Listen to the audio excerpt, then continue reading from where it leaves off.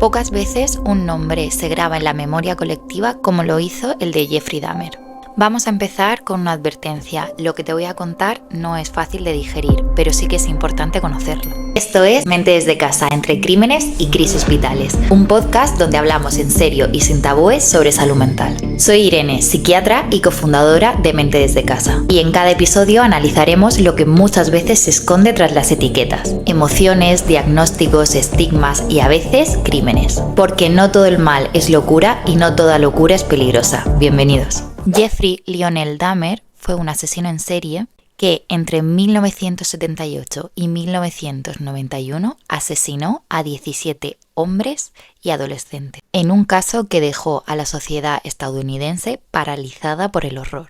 Necrofilia, canibalismo, experimentos macabros, parecía todo sacado de una película de terror, pero ¿qué había detrás de todo eso? Hoy no vengo a alimentar el morbo, sino a analizar este caso que seguro que conoces, pero que no te han contado así, desde otro ángulo. ¿Tenía Jeffrey Dahmer un trastorno mental? ¿Pudo evitarse? ¿Qué papel tuvo la salud pública, la policía, la salud mental en todo este caso? Jeffrey Dahmer, además de un terrible asesino en serie, en algún momento fue un niño, fue un adolescente, tenía una historia, tenía síntomas, tenía señales que desgraciadamente pasaron desapercibidas. Esto, por supuesto, y lo quiero dejar claro, no lo convierte en víctima ni lo justifica, pero sí nos obliga a mirar más allá del morbo que ha generado este caso. Lo que lo convirtió en uno de los asesinos en serie más infames de Estados Unidos no fue solamente los asesinatos que cometió, sino el horror y la brutalidad de los mismos. Como ya he dicho, canibalismo, necrofilia, conservación de restos humanos, y hoy nos vamos a preguntar cómo se llega a todo esto. Vamos rápida y brevemente con la historia de quién es Jeffrey Dahmer. Jeffrey Dahmer nació en Milwaukee, lo voy a dejar escrito porque no sé bien cómo se pronuncia, Wisconsin, en 1960. Su infancia, según conocemos, fue una mezcla de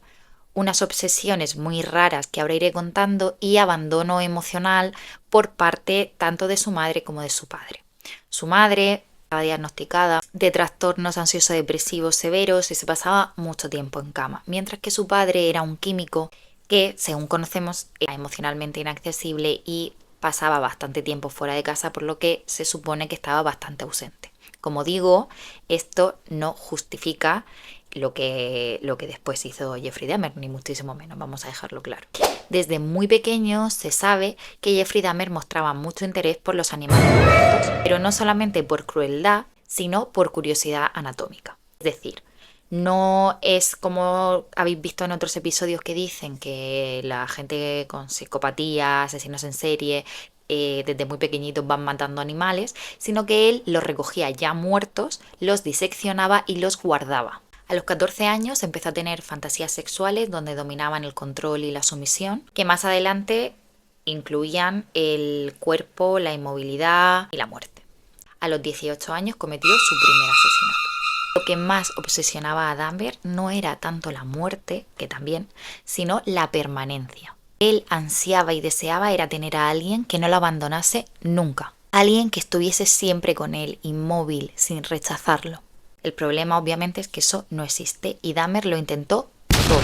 Sedar a sus víctimas para que permaneciesen inmóviles a su lado. Les inyectaba ácido muriático en el cerebro para convertirlos en una especie de zombies. Guardaba partes de sus cuerpos, hacía rituales, dormía con los cadáveres para no dormir solo, mataba porque no podía soportar estar solo, no podía soportar el abandono. Sus propias palabras, y lo cito: quería que se quedaran conmigo, que no me dejaran, aunque estuvieran muertos.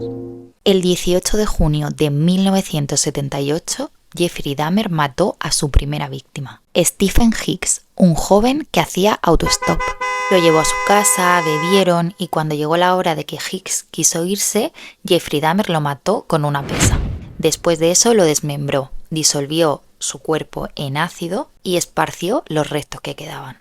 Tras ese primer crimen que se cometió cuando Jeffrey Dahmer tenía tan solo 18 años, pasó casi 9 años sin volver a cometer ningún crimen. En 1987, Jeffrey Dahmer volvió a cometer su siguiente crimen. Desde entonces y hasta que lo capturaron en 1991, mató a 16 hombres más. Es decir, en 4 años, 16 personas. ¿Quiénes fueron las víctimas? No voy a contar porque no puedo el asesinato de cada uno de ellos, pero son personas que tenían una vida detrás, que les arrebataron su propia vida. Detrás de todo ese horror hay historias reales, personas con nombre y rostro. Como he dicho, no voy a nombrar todos los asesinatos, sí voy a decir sus nombres.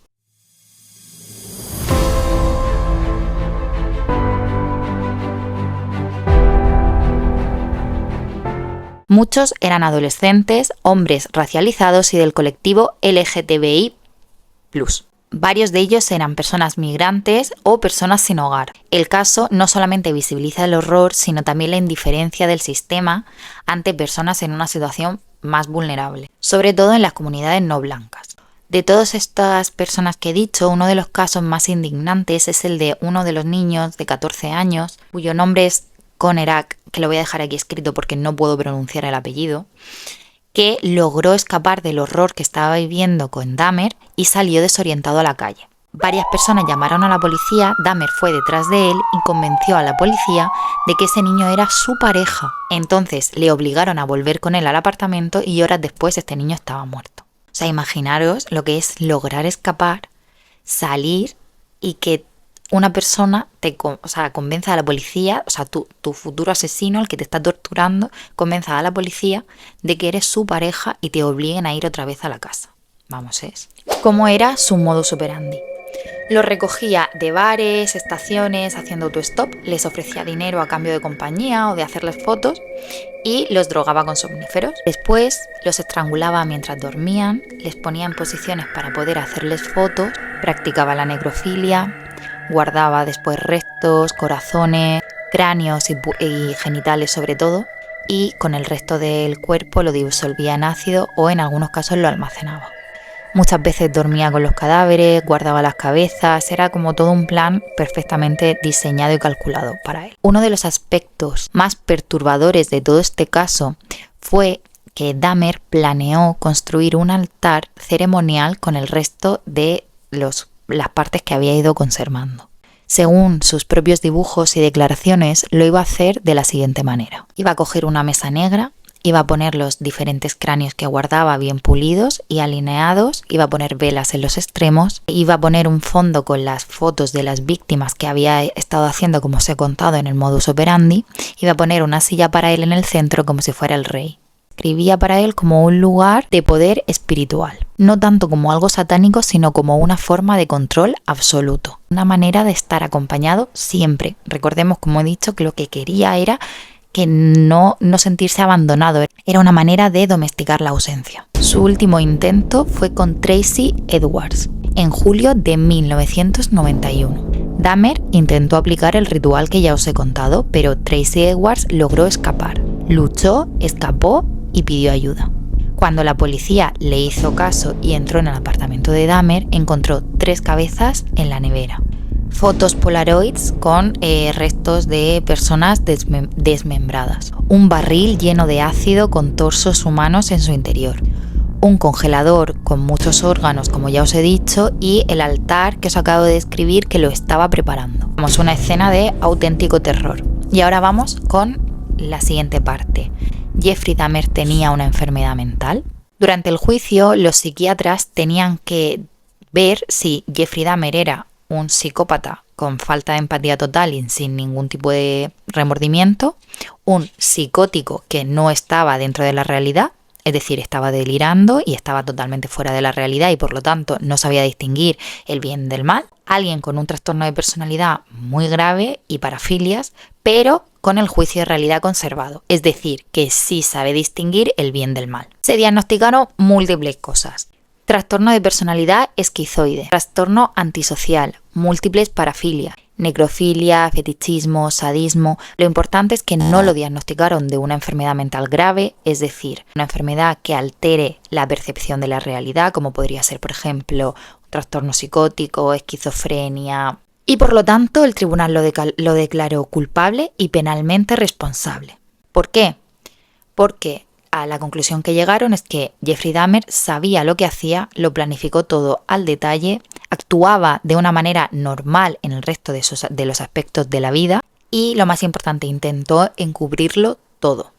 Normalmente cuando este tipo de asesinatos los comete una persona con una enfermedad mental grave, es decir, que no distingue, o sea, que la percepción de la realidad está alterada, lo puede planificar todo al detalle, puede llevar un modus operandi ciertamente, quizás no tan organizado como lo llevaba Jeffrey Dahmer, pero bueno, sí muy bien planificado si el delirio es estructurado, pero sin embargo el encubrirlo, esa manera de seguir con su vida normal y ocultar todo lo que estaba haciendo, lo que nos quiere decir es que realmente no estaba psicótico.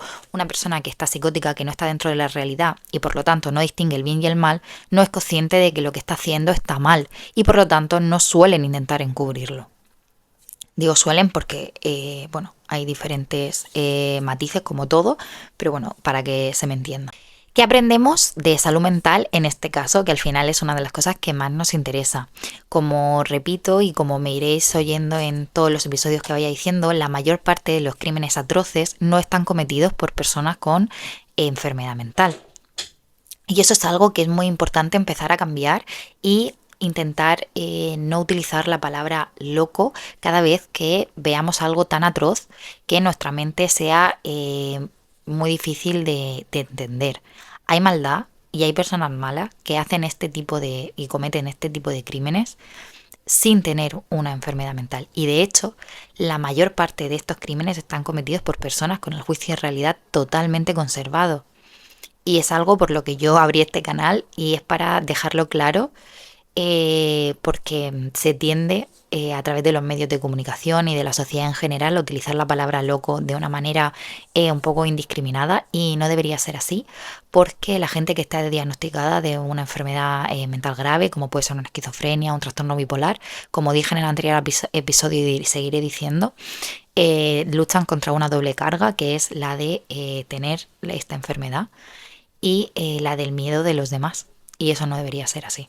Así que seguimos. El caso Dahmer lo que nos dice es que no es una excusa para patologizar el mal, ni para pensar que todo lo que se sale de la norma es peligroso. Como decimos en la intro, no todo el mal es locura y no toda locura es peligrosa. En resumen, lo que aprendemos es que los trastornos mentales graves no son sinónimo de violencia, que la soledad crónica, la desconexión emocional y el aislamiento pueden generar monstruos. Ojo, que no lo justifica, pero sí que lo explica en cierta parte. El sistema falló en muchas ocasiones. Una de las cosas que no os he contado es que los vecinos sí que alertaron a la policía en ciertas ocasiones, pero la policía no hizo caso hasta que la última víctima logró escapar, lo vieron físicamente mal y entonces sí hicieron caso y fueron.